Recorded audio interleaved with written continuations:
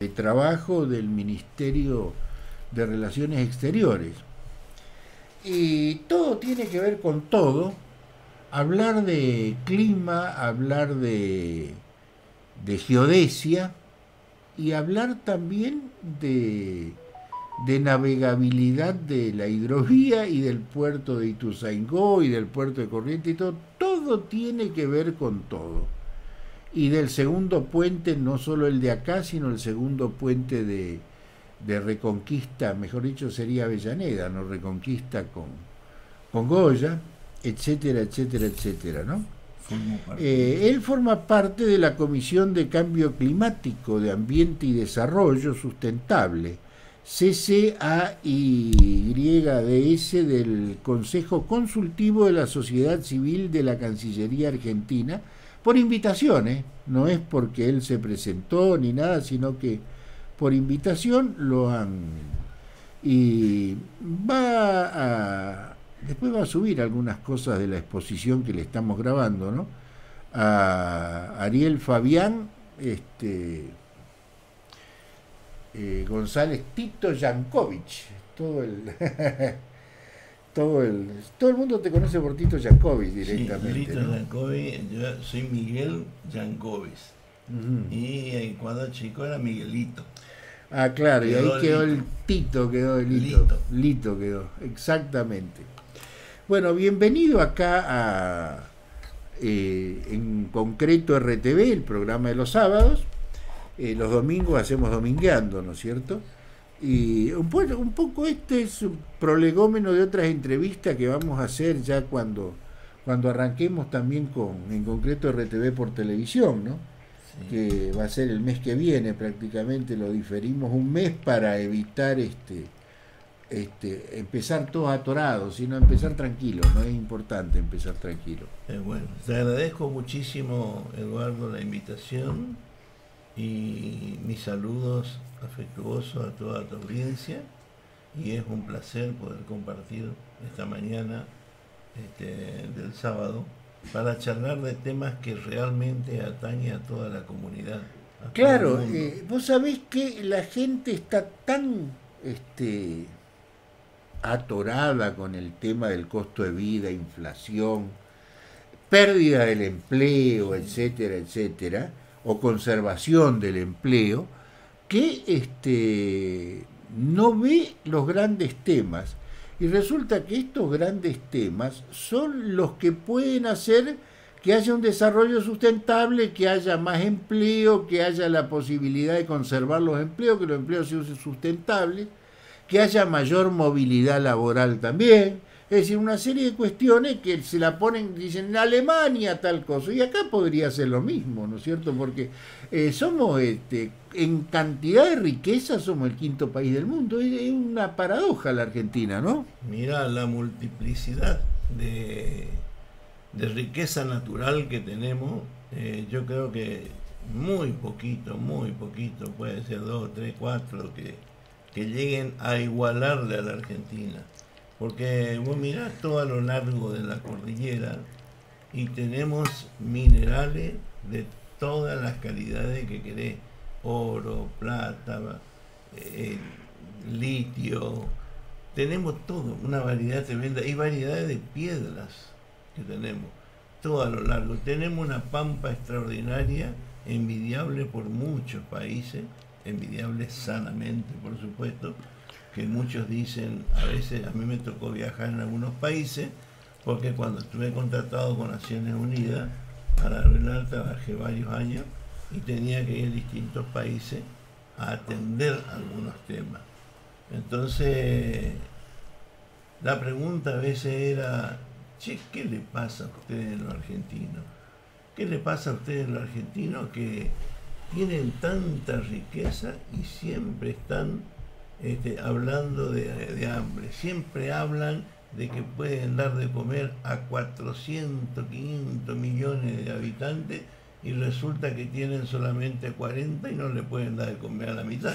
Sí, es notable, es notable. Hay una paradoja que vos te pones a analizar y no entendés realmente. Y bueno, es un país que tiene todo, y lamentablemente un grueso, no todo, un grueso de los políticos que no lo ven y que realmente no saben administrar el país o no saben el armado para hacer un desarrollo sustentable. Bueno, hay un problema que viene de antes de que seamos país, cuando éramos virreinato. Sí. Con las invasiones inglesas empezó. Había una élite que recibió a los ingleses con bombo y platillo. Estaban Sí. contentos, los alojaron en sus casas. Entre ellos Álzaga, que a Álzaga le terminó costando la vida después, sí, ¿no es cierto? El haber recibido a los ingleses en esa forma. Pero había toda una élite. Y si uno ve los apellidos, incluso Álzaga, se va a encontrar con que esos apellidos se perpetuaron a lo largo del tiempo y llegan hasta la actualidad, junto con otros apellidos de inmigrantes, ¿no? Sí, sí, sí. Llegan hasta la actualidad y son una pequeña élite que es la que cada vez concentra más tierra y más riqueza y bueno, y por lo tanto, cuando un grupo concentra riqueza, el otro grupo quiere decir que la pierde, porque así no, la riqueza es una sola, ¿no? Sí, sí, sí. Y bueno, y eso es lo que nos está pasando a nosotros desde siempre. Y acá, lamentablemente, la guerra de secesión, en lugar de ganarla el norte industrializado, como en Estados Unidos, la ganó el sur. Ah, sí. Agroganadero exportador. Sí. Y ahí es donde arranca toda la porquería, digamos, ¿no? Y tenemos todo, tenemos el agro, tenemos la ganadería, y a veces esa pequeña élite, como le llamás vos, te manejan. Aureche la llamaba inteligencia. Sí, te manejan y te regulan la exportación, te manejan cuando quieren. Si quieren asfixiarte, te aumentan los impuestos, te aumentan las retenciones. Entonces hay evidentemente no hay una política muy bien planificada para que Argentina no desarrolle, a mi juicio, a mi entender, que no desarrolle, porque sabemos que varios gobiernos, por más desastroso que haya sido, que para mí fue el gobierno de Menem, aunque otros dicen que fue el mejor gobierno de todos, bueno, todos tenemos derecho a ver desde los ojos que sí. Realmente yo trabajé para el gobierno de Menem, ahí trabajaba yo en la Cancillería, trabajé en la Dirección Nacional de Puerto y Vía Navegable, ocupé todos los cargos de ahí. Liquidó la flota. Y quedó, bueno, la flota fluvial del Estado es un desprendimiento justamente del Departamento de Puerto y Vía Navegable en el año 1956. En el año 1956 deciden crear la flota fluvial del Estado. Claro, liquidan ESMA, digamos. Y claro, y desprenden de puertos y vía navegable una parte, barco, personal y demás, y se crea la flota fluvial del Estado, 1956. Ahí me acuerdo porque estaban mis tíos, estaban mi viejo que trabajaba ahí, mis dos abuelos materno y paterno trabajaban en el ministerio. Entonces narraban toda la historia en esas reuniones familiares, sábado, domingo, y comentaban permanentemente. Entonces uno se va nutriendo de esa charla de familia, que como todos trabajan en el mismo sentido, y vos veías las opiniones y el deseo de ellos que eso mejore permanentemente, y tiraban ellos ideas entre ellos a los efectos de que pueda crecer más la repartición y ser más eficaz. Luchaban y discutían para la eficacia, y eso uno va mamando y al mismo tiempo te van formateando como se habla en la computadora, vamos a formatear. Bueno, ellos te van formateando también como persona, o escuchar la charla de ellos y demás de trabajo. Sí, te van formando, realmente eso es lo que ocurre. Te van formando, entonces vos tenés una óptica muy nacionalista de todas estas cosas, y que la gente a veces no ven. Yo no voy a criticar el tema, por ejemplo, de los planes, pero sí se tenía que haber solucionado hace mucho tiempo con trabajo genuino. Yo tiré una propuesta una vez de ese tema, ¿viste? Pero que cuando quieras te lo explico cuál es la propuesta de eliminar y generar en un año 1,5 millones de puestos de trabajo. Sería interesante charlar de eso también, ¿no? También. Pero antes que hablar de ese tema puntualmente, es importante hablar de la base de todo eso. Sí. Y la base de todo eso es un poco lo que vos estabas diciendo, de lo que comentaban tu papá, tus abuelos, tus tíos, todo el mundo, respecto a algo que comenzó como una necesidad, ¿no es cierto? Argentina no tenía buque para transportar los productos, y los buques italianos estaban varados acá, oxidándose, porque esa es la verdad. Sí.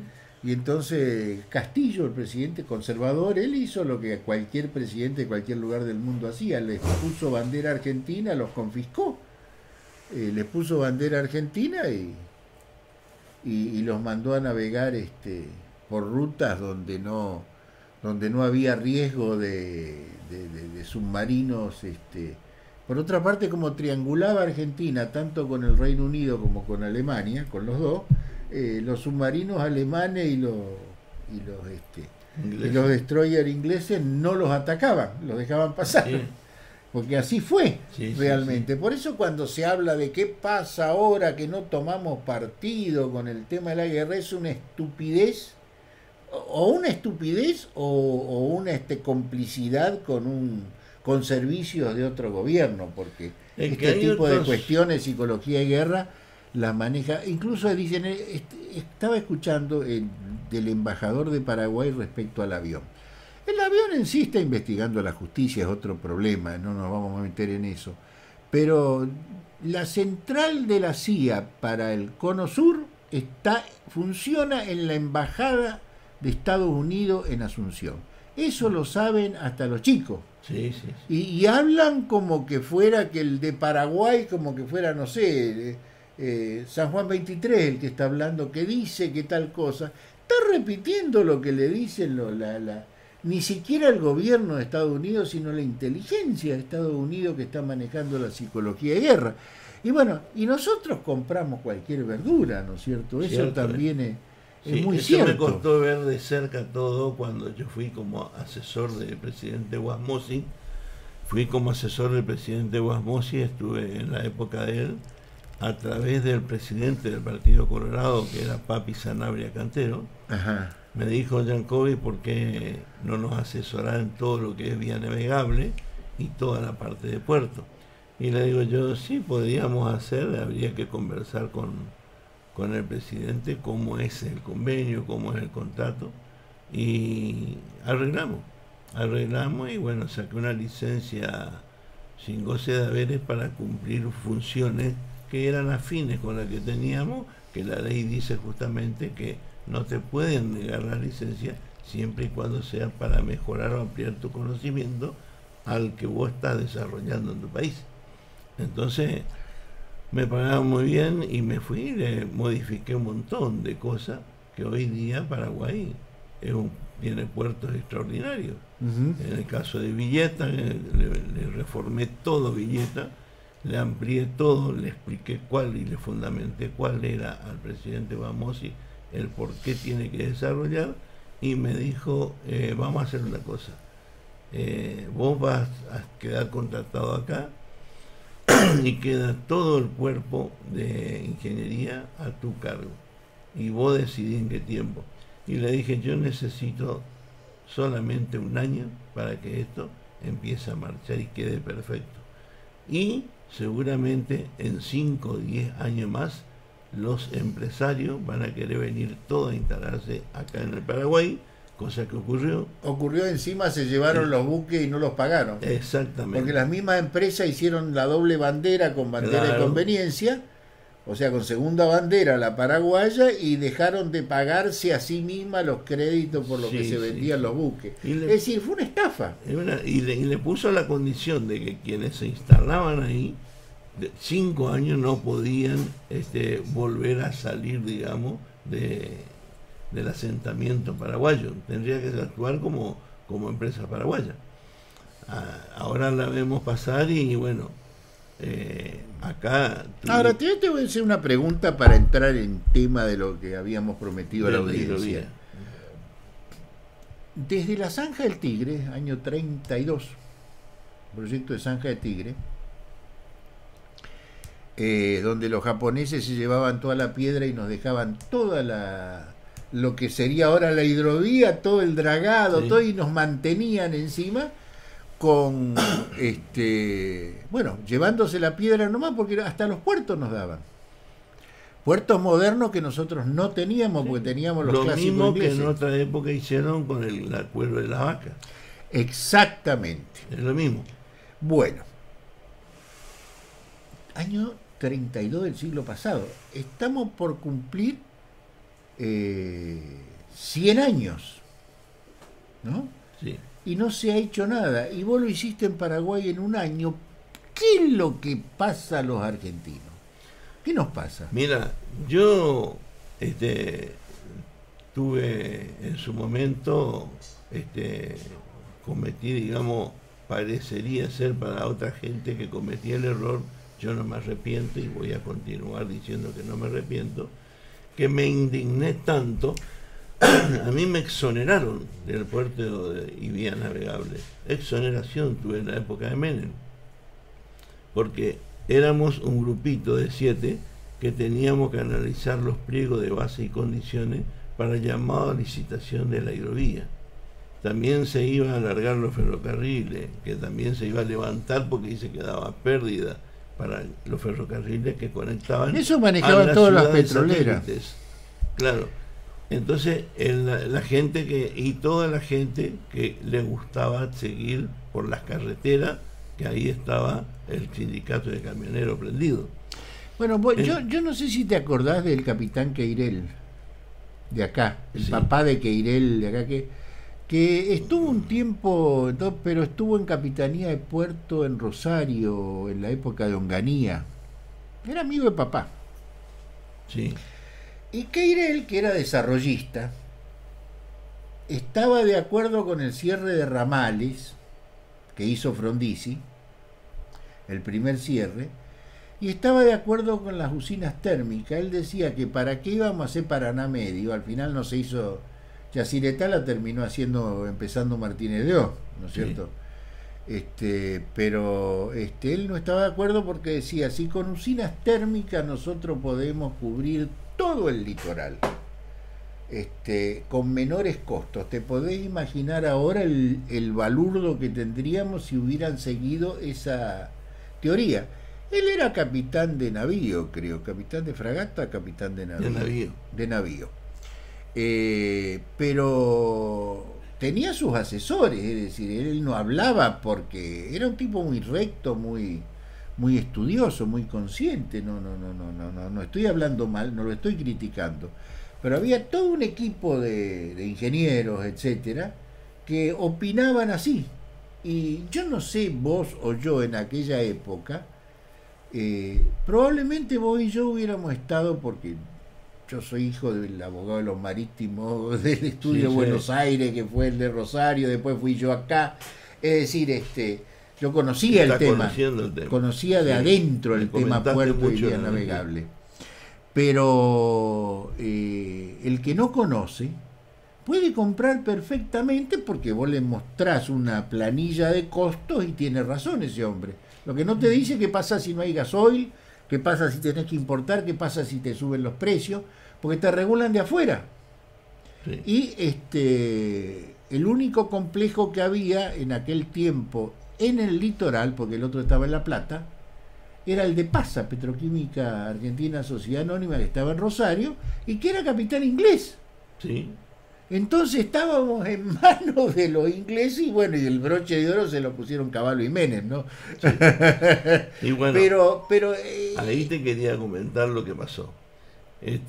Yo cuando veo todo eso me niego a firmar los pliegos de base y condiciones y le digo no, donde hay un ferrocarril de 100 kilómetros, 150 kilómetros, y hay una ciudad satélite, es el único medio que tienen para venir hasta Capital y conectarse.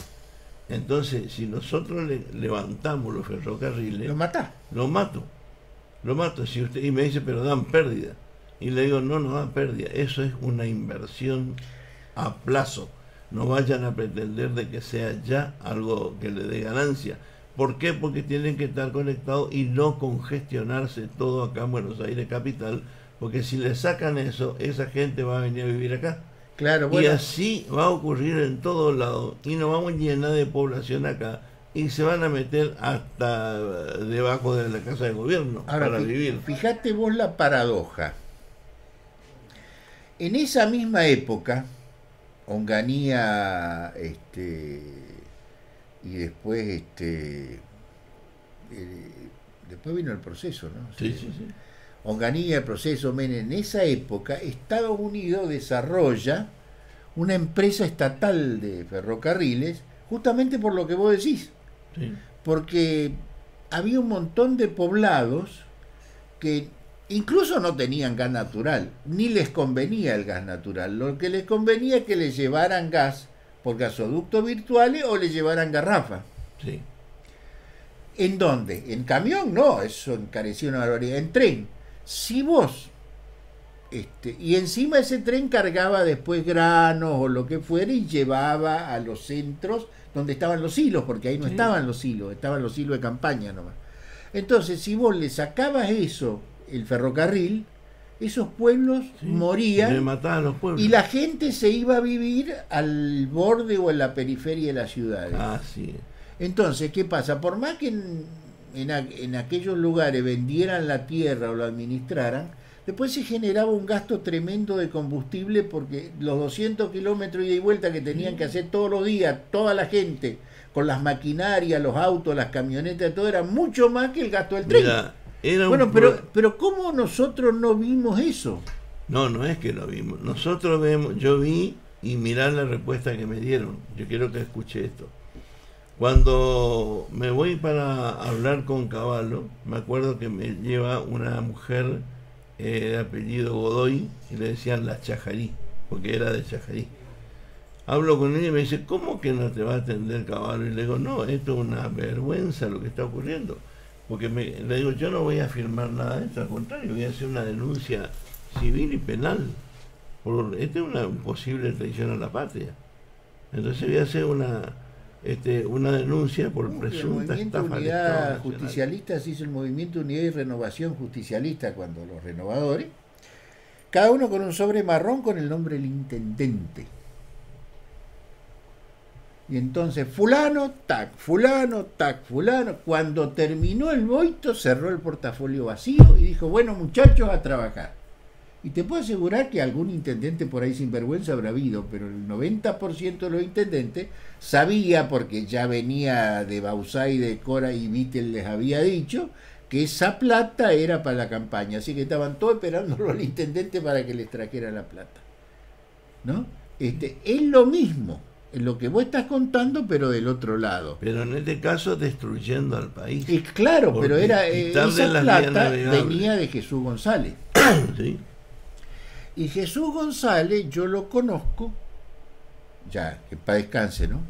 De cuando, porque el papá era abogado de los marítimos, el negro Altamirano o Masmú le decían, che, Jesús, andá a traer unas pizzas y el vino 3/4 venía en Damajuana. Sí. Una majuanita de vino y una gaseosa, le decía. Y él iba con la platita, ¿viste?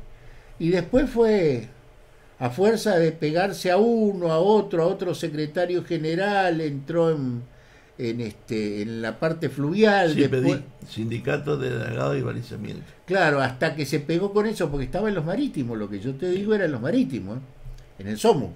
Pero se fue así hasta que pegó en dragado y balizamiento. Que se había separado, por un lado era la parte fluvial y por el otro lado era construcciones portuarias y vías navegables. Sí. Que fue un negociado de aquello porque hacían los puertos que no servían para Si no, preguntá al puerto de Formosa, que se derrumbó antes de que lo inauguraran, por ejemplo, ¿no? Sí. Fue un desastre Y le eso. anticipamos. Y sí, pero fue un desastre eso, y un negociado. Bueno, como tal, él se pegó a eso y empezó con la fundación, que fue la fundición, ¿no?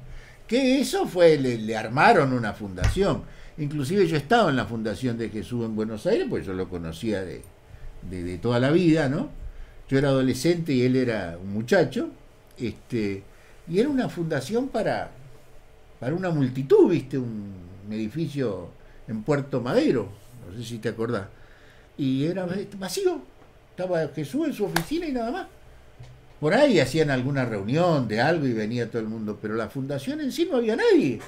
Claro que iba a haber, si era una usina recaudadora. Y bueno, pero lo que yo te estoy diciendo es que lo que vos estás contando de un lado, yo lo vi del otro. Y era así como vos decís. Lo que pasa es que nadie, se quedaban sin campaña política, se quedaban sin financiación. Los intendentes que no les alcanzaba la plata a los ATN que le mandaba Cora apenas para pagar sueldo, pues si no llegaba el ATN no... Así es. No, es que somos gobierno nacional dependiente. No pagaban sueldo, entonces si no venía el otro sobre, que lo traía un tipo honesto en serio, te digo, el que iba a repartir para la campaña, no había campaña. Y por lo tanto perdían las elecciones, perdían las intendencias, perdían todo porque estaban Rosa y el bicho León, que estaban así con los colmillos afuera, ¿no? Sí. Y bueno, te hablo del Chaco, ¿no? Pero en general en todo el país. Pero ahora vamos a hablar de otra cosa. Sí. Ahora vamos a hablar después de la pausa. Estamos con Lito Yankovic hablando del tema puertos, el tema cambio climático, etcétera. Vamos a hablar el presente, vamos a saltar un montón de etapas y vamos a hablar de la hidrovía. Porque muchas de las cosas que están ocurriendo, y esto me adelanto yo a decirlo, es porque nunca se hizo el canal lateral que hubiese llevado hasta Puerto Las Palmas toda la navegación, inclusive con reservas para los cultivos en el caso de sequía. No tendríamos los problemas que tenemos ahora si se hubiera hecho el canal lateral, o por lo menos tendríamos menos problemas. Y si hay un arreglo con el Brasil que tiene más de 60 represas, tampoco, porque ellos retienen todo el agua. Exactamente, pero son presas de llanura. Son presas de llanura, tampoco bueno, pueden retener demasiado, ¿no? Pero lo mismo, sumar a 60 represas. Pero habría que haber un acuerdo de régimen fluvial. Entre eso y el canal lateral, nosotros no tendríamos problemas ni de riego, ni de inundaciones, excepto las crecientes grandes, ni de agricultura, excepto de las regular el caudal del agua. Exactamente. Y no tendríamos los problemas que tenemos ahora de que los mayoneros, inclusive pobre gente, tiene que ir de a 4 en la canoa para poder levantar la canoa y sacarla de donde se embancan y llevarla a donde hay agua para poder navegar. Que así estamos en estos momentos. Ese es un tema jodido. Había que reinventarlo a ellos para no hacer tanta depredación. Pausa y volvemos.